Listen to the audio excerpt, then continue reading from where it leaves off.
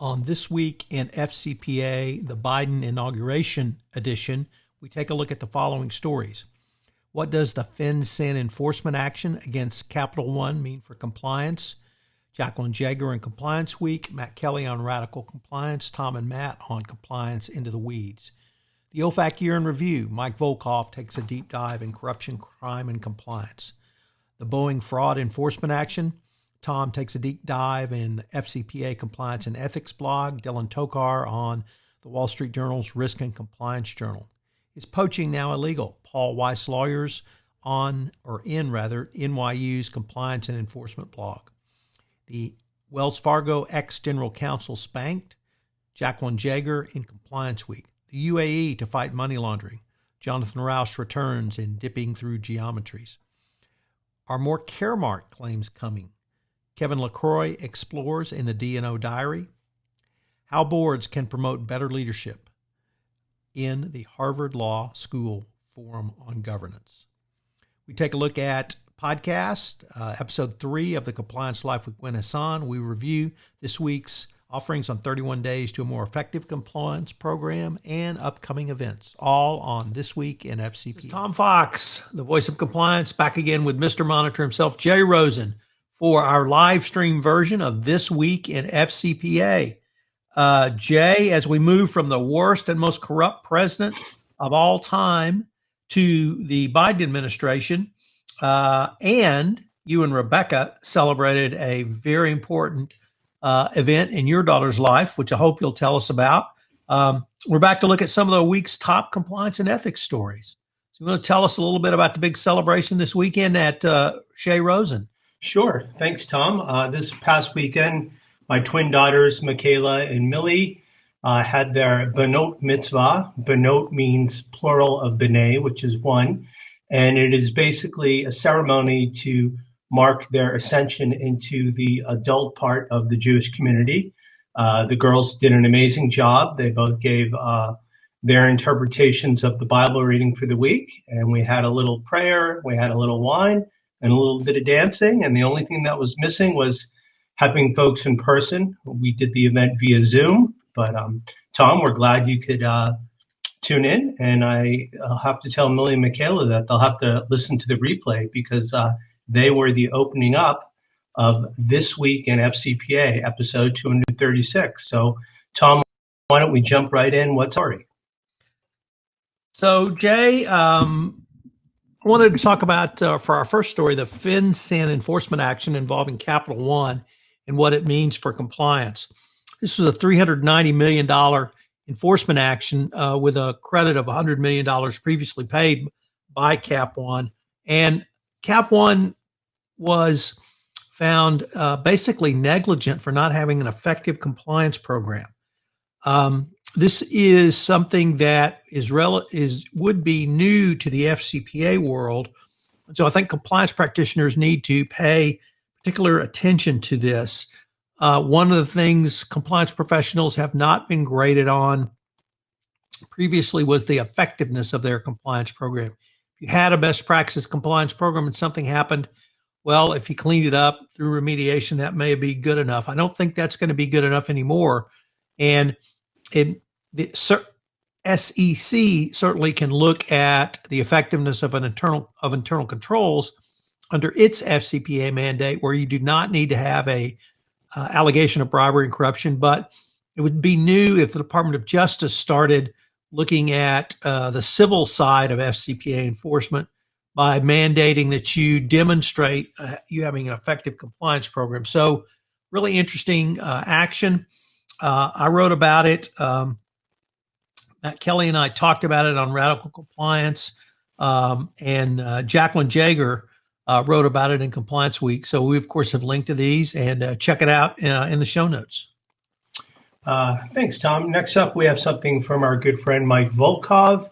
He takes a deep dive in his corruption, crime, and compliance blog, two-part series taking a look at the Ofac Year in Review, and I'll give you a couple highlights. In the face of the pandemic challenges, Ofac enforcement almost across the board continued with some significant expectations relating to individual criminal enforcement. Despite the challenges facing OPAC during the pandemic, and the strain on resources, Ofac continued its dogged commitment to sanctions enforcement. While the numbers racked up by Ofac were lower because of the pandemic, later in the year it resumed its aggressive pace of sanctions. Ofac is poised to have a big enforcement year in 2021. With the transition to the Biden administration, economic sanctions enforcement is very likely to increase even more, especially with respect to Russia sanctions. The Ofac enforcement headline is very clear, much more to come. Here are the numbers for 2020. Ofac reported 16 enforcement actions with a total of 24 million in penalties. It's a drop from 2019 when Ofac reported 26 enforcement actions along with almost 1.3 billion in penalties. Ofac continued to rack up significant actions against major companies in 2020, such as Amazon. Berkshire Hathaway suffered Ofac enforcement actions and the consequent reputational damage. Here's the Accenture case. The most important enforcement action was the Justice Department's action against Accenture FCE, a subsidiary of a UK company. The first enforcement action against a corporate entity for violating the North Korean sanctions program. The Justice Department's appearance in this important case underscore the likely trend of DOJ's involvement in the voluntary disclosure process and sanctions violations.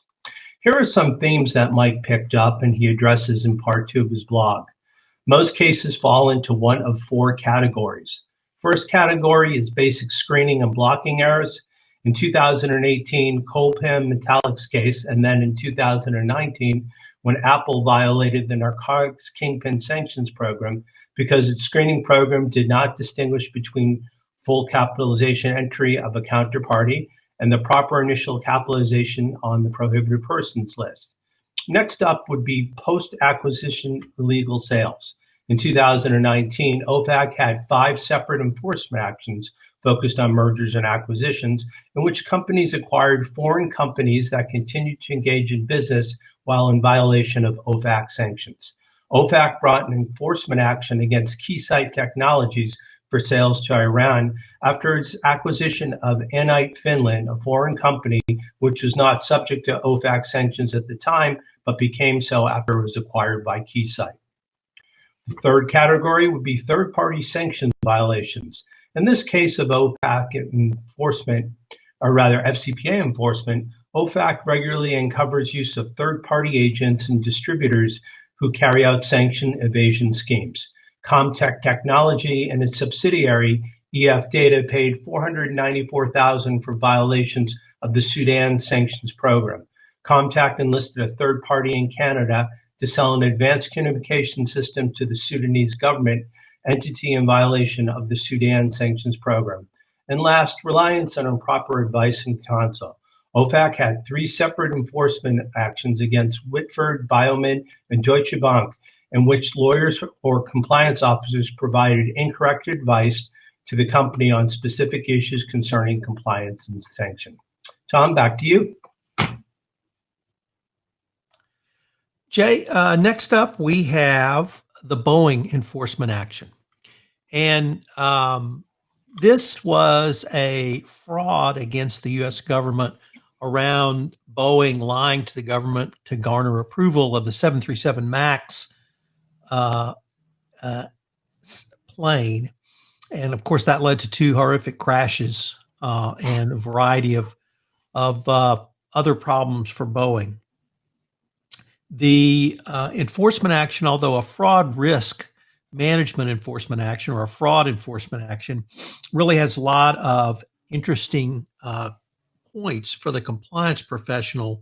And I've been exploring it this week in a deep dive blog post series. Also, Dylan Tokar over at the Wall Street Journal Risk and Compliance Journal wrote about the basic facts of the case as well.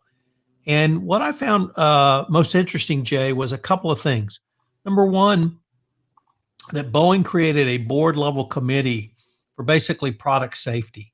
You might think a transportation company would have done that already, but they hadn't. But it's broader than simply product safety. It's also how you interact with regulators. So now we're going to have board oversight of Boeing's interaction with its regulators. that's a little bit new wrinkle. Also, there was a attachment C, which DPA, FCPA, DPA's aficionados will recognize is the attachment that always attaches the corporate compliance program, which the respondent agrees to, here Boeing.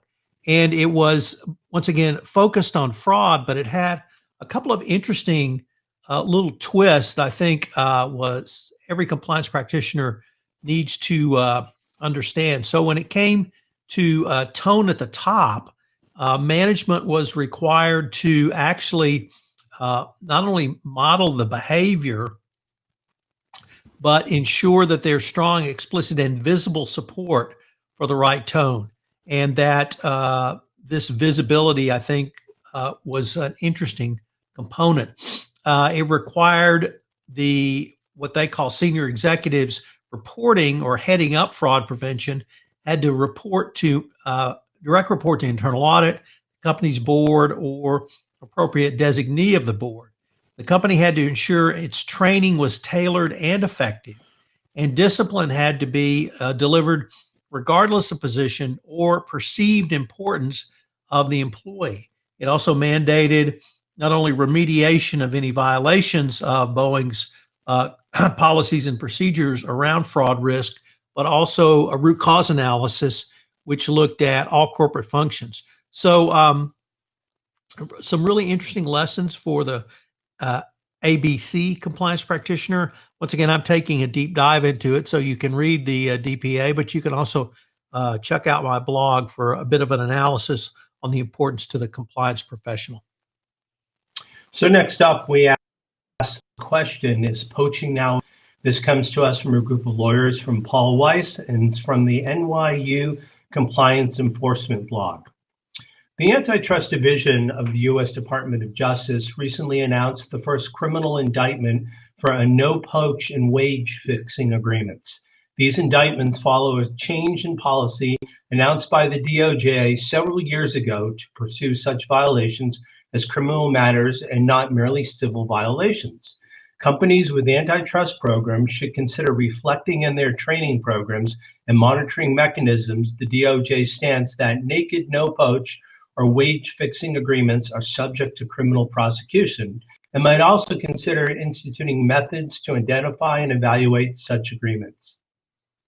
The indictment announced on January 7th, Surgical Care Affiliates and a successor entity, together SCA, were charged with 2 counts of violating the Sherman Antitrust Act for allegedly entering into 2 separate agreements with other unnamed companies to engage in a per se unlawful conspiracy to suppress competition between them for the services of senior level employees by agreeing not to solicit each other's senior level employees. According to the indictment, SCA and the other companies were owned and operated outpatient medical care facilities across the U.S. and were competitors in the recruitment and retention of senior level employees across the U.S. Companies with antitrust compliance programs should consider reflecting in their training programs and monitoring mechanism the DOJ stance that naked no-poach or wage-fixing agreements are subject to criminal prosecution. For example, companies could provide antitrust compliance training on no-poach and wage-fixing agreements, especially for employees with responsibilities that touch on recruitment and retention of employees, human resources personnel. Companies might also consider instituting methods to identify and evaluate such agreements. This is especially wise in light of the DOJ's policy announced in 2019, allowing credit for antitrust compliant programs at the charging stage of criminal investigations. Indeed, the DOJ's guidance accompanying the announcement of this policy specifically references the HR function in its discussion of the importance of effective risk assessments and the design and comprehensiveness of corporate compliance programs. Tom? Sure, Jay. Our next story is about yet more punishment for ex-Wells Fargo executives. In this case, it's the Wells Fargo ex-general counsel who has been punished. He was sanctioned by the Securities and Exchange Commission, and the the article comes from our good friend Jacqueline Jaeger at Compliance Week with $3.5 million fine. Interestingly, in the order, it's not really name and shame, but it's certainly shame. And if he's working for a financial institution, he's got to take this order to them now. If he's interviewing with a financial institution, he's got to give them this order. Or if he goes to work for a financial institution, he's got to give them a copy of the order. So he has to make any potential employer or current employer aware of his transgressions at Wells Fargo. He's yet another executive. Of course, John Stump, the former CEO, was fined $17.5 million, so obviously less for the lawyer. Sorry, guys. But Carrie Toadstadt is still fighting any charges, civil or criminal, against her. But one more factoid around the corruption and abysmal culture at Wells Fargo under the tenure of John Stump, where 8 was great. All right. Well, next up, we've got a story from our good friend John Rush in his always interesting Dipping Through Geometry's blog site. Today, John's going to give us an update on how the UAE, United Arab Emirates, and their continuing money laundering fight. The Arab Emirates take steps to counter money laundering. Over the past year, the UAE has been the focus of sustained public criticism for failure to adopt and implement effective anti-money laundering measures.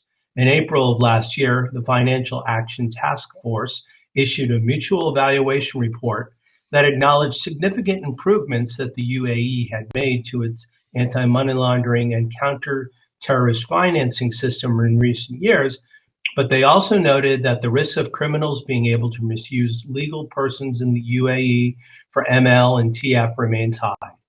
More recently, the United Kingdom's Treasury and Home Office issued a national risk assessment on money laundering and terrorist financing that described the UAE as, quote, an attractive location for those who also wish to launder the proceeds of crime from abroad, overwhelmingly foreign nationals using the UAE systems rather than the Emirati nationals themselves, close quote. In face of these criticisms, in the last 4 months, the UAE has undertaken additional steps to improve its AML-CFT regime. First, on September 25th of last year, the UAE Central Bank stated that to mitigate the risk of financial crimes, banks are urged to put more efforts towards combating money laundering and financing of terrorism. Second, the UAE Ministry of Economy announced the development of a strategic plan to support efforts to combat money laundering practices within the UAE, as well as the establishment of anti-money laundering departments within the ministry. Third, the UAE Minister of Justice issued a series of ministerial resolutions to set up federal courts in 4 emirates to handle money laundering cases. And finally, fourth, the Minister of Justice also announced that 200 law firms in the UAE had failed to comply with AML procedures and were suspended for practicing for a month. These suspensions were to be lifted once the firms fulfill their obligations. These measures in total indicate that the UAE appears to be making genuine efforts to improve its anti-money laundering systems, and the country will need to sustain that commitment in the coming year to continue to bring the system back to its maturity. Tom? So, Jay, our next story involves Caremark and Kevin LaCroix on the always great D&O Diary asks, are more Caremark claims coming? And Caremark is the standard by which a company must have a compliance program and the board's obligation around that compliance program. Kevin goes through really the last 4 cases which dealt with Caremark, and he finds that there's an expanding obligation under Caremark. And if you follow these 4 cases, you're well aware of them. But boards now have an affirmative duty to oversee compliance programs. And this is something that really every compliance practitioner needs to counsel his board on, that they have a role, not just learning about anti-corruption or anti-bribery or the FCPA, but they actually have to oversee the compliance program. and it's getting closer to the requirement that the board have a formal compliance committee. We're not quite there yet, but we're almost there. Something I've been advocating for quite some time. And Jay, if you'll think back to my remarks in the Boeing settlement, where Boeing now has a product safety board committee, because that's viewed as high risk to Boeing. In the Marchand case, for instance, it was a food production company, Bluebell Ice Cream, and they didn't discuss the safety of the food products at the board level. And the Delaware Supreme Court was fairly aghast at that their highest risk as a food product company was food safety, and they weren't even discussing that. So you see the where the courts are going on this. This is not the SEC. This is not the Department of Justice. This is civil liability and civil litigation. One of the things that Kevin points out is that one of the reasons that these suits are having more success is there's a specific procedure in Delaware code that allows shareholders to do basically pre-suit discovery to determine if there is a viable or justiciable claim. And this has led to companies having to produce a lot of documents when there's no lawsuit, which of course gives the plaintiffs more information. So this is, I think, something that's the growing trend. Every board needs to be aware of it. Every compliance professional needs to be aware of it. And as we move forward, I think there's going to be a lot more need for compliance professionals on every board of directors. Thanks, Tom. In our last article, we asked the question, are you an introverted compliance professional? Well, maybe not me, but now might be the time for you. Dick Caston tells us more in his FCPA blog. One of the byproducts of our lockdown, socially distanced, mask-wearing, remote working world is that introverts are starting to feel a bit more comfortable. They don't need to pretend to be part of the gregarious, fist-bumping, loud-talking in the crowd of corporate extroverts, and that's a big relief. Before the pandemic, work life was a world designed by and for extroverts. No wonder introverts couldn't hear themselves think. Now, in the relative calm and quiet of our reordered work life, introverts can do what they do best: ask a lot of questions, listen intently and carefully to the answers, and think deeply and creatively about the way forward. To Dick, that sounds a lot like due diligence, risk assessment, operational planning. In other words, make way for the introverted compliance folks. And 5 decades before COVID-19, the corporate world tilted sharply toward extroverts. The ideas took hold that everyone in the business should be the life of the party, and every decision should be made by committee.